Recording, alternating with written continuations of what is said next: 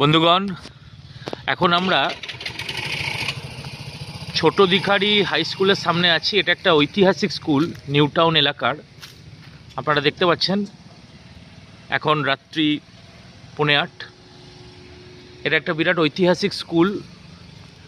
এই স্কুলটি বর্তমানে বন্ধ হয়ে গেছে এবং নিউ টাউন অঞ্চলে এই স্কুলটার ইতিহাস খুবই অপরিসীম। আমরা এখন স্কুলের সামনে যাচ্ছি। এই স্কুলটার একটা বিশেষত্ব হচ্ছে, এই স্কুলটা এই শিল্পাঞ্চল, বিশেষ করে এই নিউ টাউন এলাকায় অন্যতম একটি বিশেষ শিক্ষা প্রতিষ্ঠান হিসেবে সুপ্রতিষ্ঠিত ছিল। বহু কৃতি ছাত্রছাত্রী এই স্কুল থেকে বেরিয়েছে।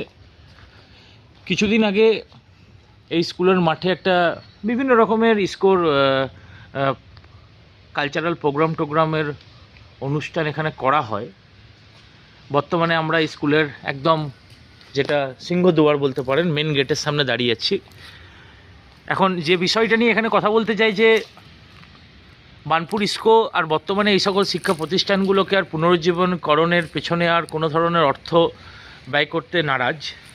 তারা এইটিকে একটি ইস্কোর কোনো ধরনের অফিসে পরিণত করতে চাইছে। আর করোনা প্যান্ডেমিকের সময়ে এই স্কুলটি একটি করোনা হসপিটালে পরিণত হয়েছিল। প্রচুর পেশেন্ট এখানে সেই সময় থাকতো।